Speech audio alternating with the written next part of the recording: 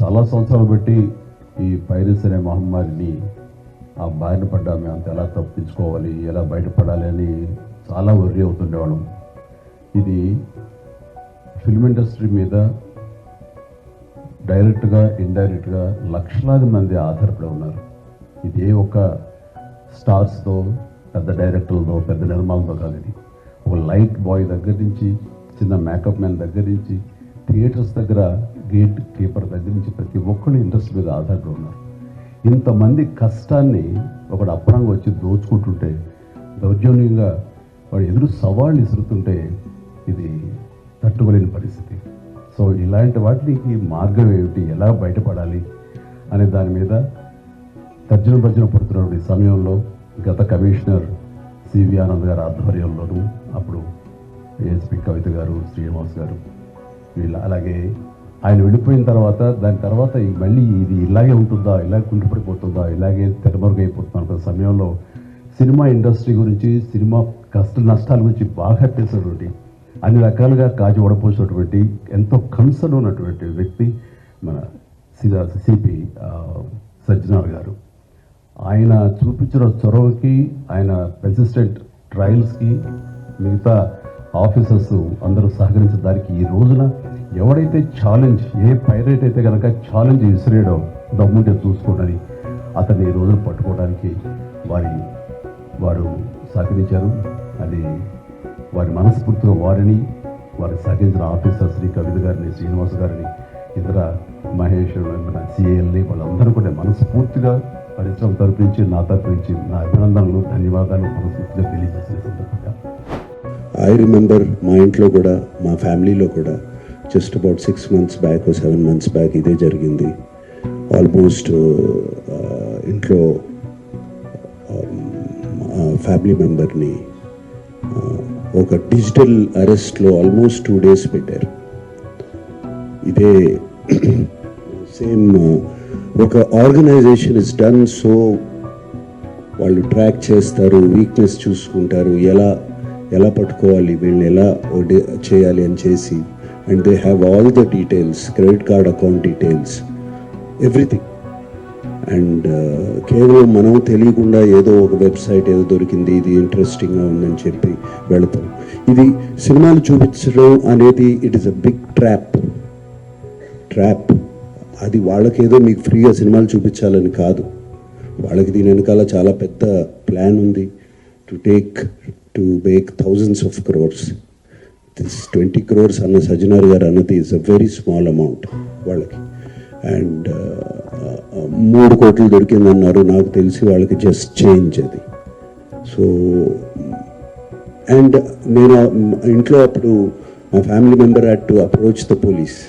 నాకు ఇలా జరుగుతుంది అంటే ఇమీడియట్గా when police came on line వచ్చినగానే వాళ్ళు 1 సెకండ్లో మాయమైపోయారు. వాళ్ళని ట్రేస్ చేయడం కూడా కుదరలేదు తర్వాత, అంత పకడ్బందీగా ఉన్నారు. ఇది సినిమాలో సూపర్ హిట్ సీన్లా ఉందండి. విలన్ ఛాలెంజ్ చేస్తే హీరో వితిన్ 2 months తీసుకెళ్ళి కక్కదార వెనకాల వేయడం అన్నది భస్మాసుర హస్తం లాగా తనే చేయబెట్టుకున్నాడు.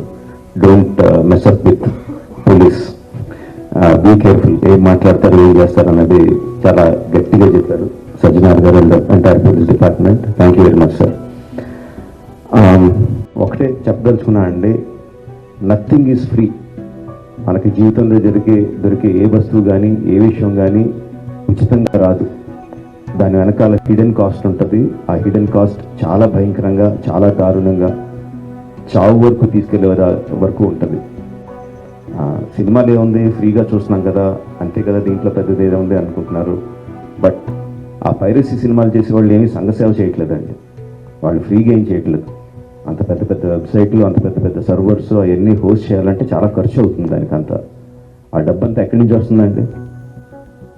మా దగ్గర నుంచి రావట్లేదు డబ్బు. మా సినిమా పైరసీ చేయబడుతుంది, దాని ద్వారా నష్టపోతున్నాం తప్ప మేమేం వాళ్ళకి డబ్బులు ఇవ్వట్లేదు. సో డబ్బు ఎవరు ఇస్తున్నారు వాళ్ళకి? అదంతా రన్ చేయడానికి మీరే ఇస్తున్నారు. మీ పర్సనల్ డేటా అమ్మడం ద్వారా ఇస్తున్నారు. సో ఈ పర్సనల్ డేటా అన్నది చాలామందికి తెలియచ్చు, చాలామందికి తెలియకపోవచ్చు. సింపుల్ థింగ్, మీ పేరు, మీ ఫోన్ నెంబరు, ఆర్ మీ పేరు, మీ ఆధార్ కార్డ్ నెంబరు, ఆర్ మీ పేరు, ఆర్ మీ ఈమెయిల్ ఐడి, ఈ మాత్రం ఇన్ఫర్మేషన్ ఉంటే చాలండి. సైబర్ క్రైమ్ కమిట్ చేయడానికి. అంటే ఒక రకం కాదు, అది కొన్ని వందల వేల రకాలుగా వాళ్ళు మీ ఇన్ఫర్మేషన్ని క్రిమినల్స్కి అమ్ముతున్నారు. మీ దగ్గర నుంచి మీరు తీసుకోవడానికి జస్ట్ మీ పేరు ఫోన్ నెంబర్ ఎంటర్ చేస్తే సరిపోద్ది అనుకుంటున్నారు. బట్ ఆ ఇన్ఫర్మేషన్ని వాళ్ళు క్రిమినల్స్కి అమ్ముతున్నారు. ఆ క్రిమినల్స్ చేసే సైబర్ క్రైమ్స్ దాని మూలంగా ఎఫెక్ట్ అయినాయి. ఎన్నోసార్లు ఎన్నో రకాలుగా వీడియోస్లో చూపిస్తున్నాం. జస్ట్ డబ్బులు పోవడం కాదు, ప్రాణాలు పోయే వరకు వెళ్తుంది. సో ప్లీజ్ అండర్స్టాండ్, మాకన్నా కూడా మీరు ఎక్కువ లూజ్ అవుతున్నారు ఈ పైరసీ చేయడం మూలంగా. Please don't get affected. Every one has a choice. కొన్ని వందల రూపాయలు పెట్టి సినిమా థియేటర్కి వెళ్ళి చూడటం ఒకటి, సంవత్సరానికి కొన్ని వందల రూపాయలు పెట్టి నెట్ఫ్లిక్స్ లాంటి లెజిటిమేట్ సైట్స్ని సబ్స్క్రిప్షన్ తీసుకొని సినిమా చూడడం ఒకటి, ఫ్రీగా ఈ పైరసీ సినిమాల్లో పైరసీ సైట్లో చూడడం ఒకటి. The choice is yours. లెజిటిమేట్గా చూస్తారా ఆర్ ప్రాణాల మీదకి తెచ్చుకుంటారా? The choice is yours. Thank you. అక్కడ మహారాష్ట్రలో డ్రైవింగ్ లైసెన్స్ తీసుకున్నారు. ప్రహ్లాద్ కుమార్ వెల్లెల్లా అని చెప్పి ఆ పేరుతోనే ఆయన ఎస్ టేకన్ డ్రైవింగ్ లైసెన్స్. అదేవిధంగా పాన్ కార్డు కూడా అదే పేరుతోని తీసుకోవడం జరిగింది. ప్రహ్లాద్ కుమార్ వెల్లెల్లా, సన్ ఆఫ్ నరసింహ వెల్లెల్లా అని చెప్పి కూడా ఆయన ఈ ఒక లైసెన్సెస్ పాన్ కార్డ్స్ కూడా తీసుకోవడం జరిగింది. ఇక్కడ కూడా మన దగ్గర కూడా సేమ్ మన ఆంధ్రప్రదేశ్ ట్రాన్స్పోర్ట్ డిపార్ట్మెంట్ కూడా లైసెన్స్ తీసుకోవడం జరిగింది. సో ఇట్లానే ఫస్ట్ నుంచే ఆ ఒక్క క్రిమినల్ మెంట్ ఆఫ్ మైండ్ ఉండడంతో ఈ అంతా లోతుగా టెక్నాలజీ యూజ్ చేసుకుంటూ ఈ పైరసీలో ఇన్వాల్వ్ కావడం జరిగింది. ఎప్పుడు పోలీస్ అనే వెంబడబడినారు, ఎప్పుడు ఫిలిం ఇండస్ట్రీ అప్రమత్త అయింది. ఆయన ఉన్న మన ఇండియన్ సిటిజన్షిప్ కూడా మనము ఆయన గివప్ చేసి ఆయన ఇప్పుడు ఈ Saint Kitts and navies country ఒక సిటిజన్షిప్ కూడా తీసుకున్నారని. Saint Kitts and navies country Caribbean islands లో ఉన్న ఈ ఒక్క కంట్రీని ఆయన తీసుకున్నారు. అదేవిధంగా ఆయన అక్కడ ఫ్రాన్స్ లో ఉంటూ మొత్తము Netherlands, Switzerland, USA, Thailand, France, దుబాయ్లో బాగా తిరిగేవాళ్ళు. సో మొత్తం అనే ఈ ఒక్క వెబ్సైట్ డెవలప్మెంట్లో, డిజైనింగ్లో, హోస్టింగ్లో చాలా అంటే చాలా ఎక్స్పర్ట్. అంటే చాలా సంవత్సరం నుంచి ఆ ఒక విద్యాన్ని నేర్చుకొని ఈ ఒక నాలెడ్జ్ని పెంచుకొని ఇదంతా ఐబొమ్మ బొప్పం టీవీని ప్రమోట్ చేయడం జరుగుతుంది. 2019 నుంచి ఈ ఒక ఐబొమ్మ వెబ్సైట్ని స్టార్ట్ చేసి మొత్తం అనే సర్వర్స్ అంతా అమెరికా, స్విట్జర్లాండ్స్లో పెట్టడం జరుగుతుంది, నెదర్లాండ్స్లో పెట్టడం జరుగుతుంది. మొత్తం అనే 110 డొమైన్స్ని ఆయన పర్చేస్ చేశారు.